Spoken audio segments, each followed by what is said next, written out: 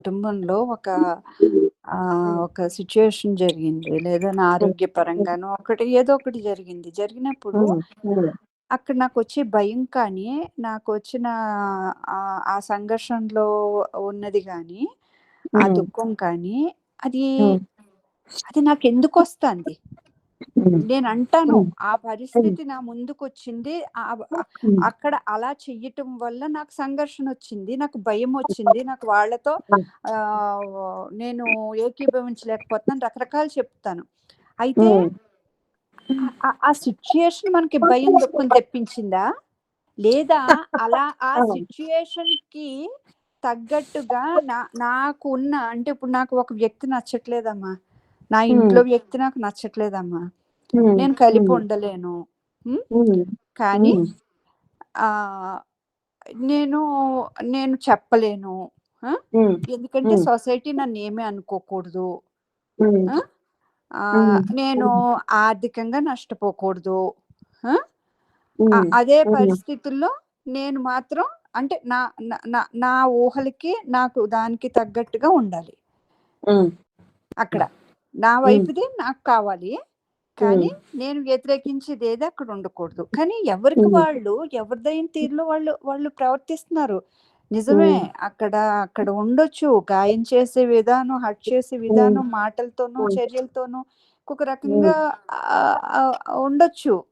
కానీ ఇక్కడ నేను నా లోపలికి ప్రయాణం చేస్తున్నప్పుడు నేను దీంతో ఏ రకంగా కదలాలి? నేను మామూలు వాళ్ళ విషయం మాట్లాడట్లేదు. మనం మీటింగ్‌లోకొచ్చిన ఇంతమందిలో మనం ఎలా విషయాల పట్ల అవుతున్నాం.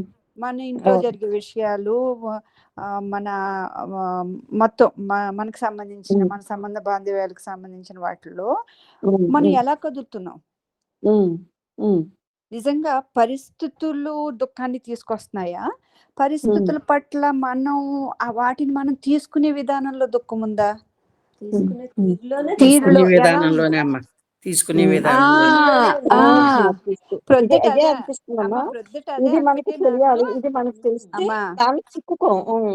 ప్రొద్దుట అక్కగే నాకు చిన్న డిస్కషన్ ఇదే వచ్చింది మాకు. ఇప్పుడు అన్ని శబ్దాలు అంటే అన్ని మాటలు, అన్ని సౌండ్స్ నిశ్శబ్దం నుండి వచ్చినవే. ఎందుకంటే నిశ్శబ్దం లేకుండా ఏదీ లేదు. ప్రతి ఒక్కది ఆ నిశ్శబ్దం నుంచే, ఆ శూన్యత నుంచే ఉద్భవిస్తుంది కదా. ఎందుకంటే ఆ నిశ్శబ్దం మనకి తెలుసు కాబట్టే శబ్దాన్ని గ్రహించగలుగుతున్నాం. ఆ నిశ్శబ్దం ఉంది కాబట్టే మనకి శబ్దాలు అర్థమవుతున్నాయి. ఆ నిశ్శబ్దం లేదు లేదు. ఇప్పుడు ఈ మాటలు నేను నిన్న ఒక మాట మాట్లాడాను.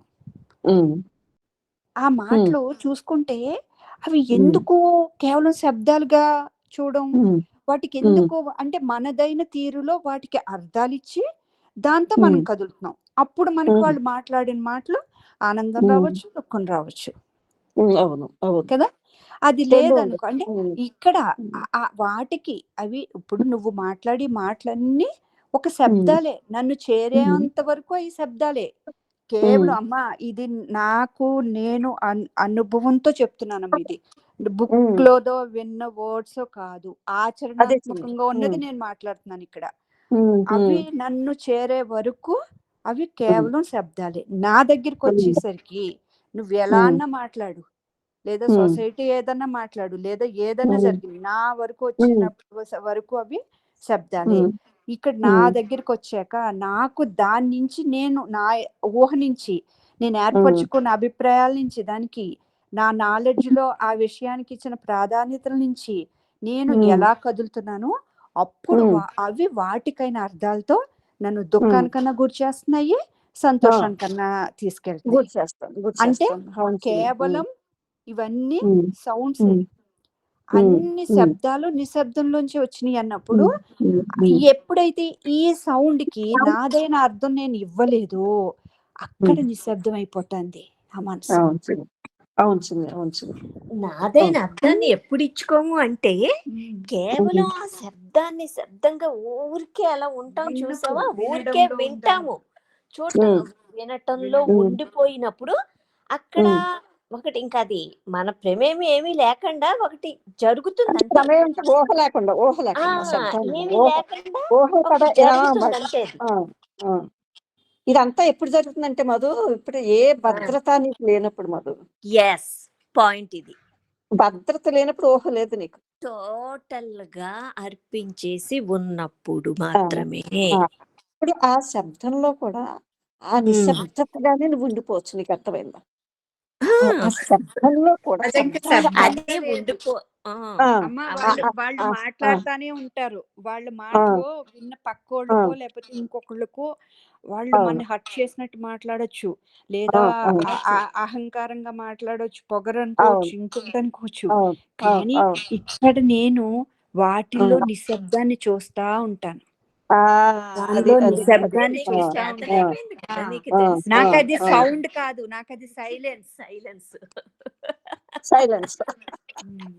మన సత్సంగులందరికీ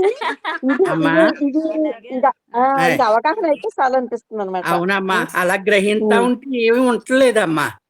అదేనండి, అదే అమ్మా. ఎదరు మనుషులు ఏమన్నా అన్నా అలా చూసుకుంటుంటే ఏమీ అనిపించట్లేదమ్మా. కొంచెం అలా వెళ్ళిపోతుందమ్మా.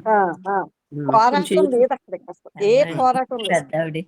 అది సైలెన్స్ లో ఉంది ఆ మైండ్, అందుకే అది ఏమి అనిపించట్లేదు అక్కడ. సైలెన్స్ నుంచి గ్రహిస్తుంది. ఆ శబ్దాలని, ఆ సౌండ్స్ ని సైలెన్స్ నుంచి గ్రహించినప్పుడు అక్కడ ఆ శబ్దం ఆగిపోతుంది, కానీ ఈ సైలెన్స్ ఉంటుంది. దాని ముందు సైలెన్స్ ఉంది, అది జరుగుతున్నప్పుడు సైలెన్స్ ఉంది, దాని ఎండ్ లోనే సైలెన్స్ ఉంది. ఇది ఒక్కటి అర్థమైతే చాలు కదమ్మా. అసలు ఎందుకు రోజు అదే ఇప్పుడు టాపిక్ జరుగుతూ ఉంటుంది రోజు మనకి ఇలాగా. ఇది మనం తీసుకున్నప్పుడు ఎలా అనిపిస్తుంది, నీ మొత్తం నీ అంతర్గతంలో ఉన్న ప్రపంచం పడిపోయిందని, కుప్పకూలిపోయింది అనుకో, నీకు ఉండేది కూతురు ఇప్పుడు చెప్పే చూసావా ఆ సైలెన్స్ తప్ప. అమ్మా ఇది ఎలా ఉంది అంటే ఆకతో కూడా అదే అన్నా. ఇప్పుడు ఇక్కడ నేను ఈ మీటింగ్ లో ఉన్నాను, ఇక్కడ ఇలా కూర్చున్నాను, నా పొజిషన్ ఇది, ఇక్కడ ఈ మీటింగ్ లో ఉన్నాను. అక్కతో అదే అన్నా, అక్క జీవితం అంటే ఇంత పొడుగు జీవితం ఏమీ లేదు, ఇన్ని సంవత్సరాలతో ఇంత పొడుగుదో ఏమీ లేదక్క. జీవితం అంటే ఇప్పుడు ఈ క్షణంలో ఇక్కడ నువ్వు కూర్చున్నా, ఇక్కడ కూర్చున్నట్టున్నావు, నువ్వు తిన్నట్టున్నావు, నడుస్తున్నట్టున్నావు, మాట్లాడ అంటే చిన్న ఇంత ఈ చిన్నదే జీవితం. దాని ముందు లేదు, దాని వెనక లేదు, దాన్ని లేదు, ఈ క్షణంలో ఉంది.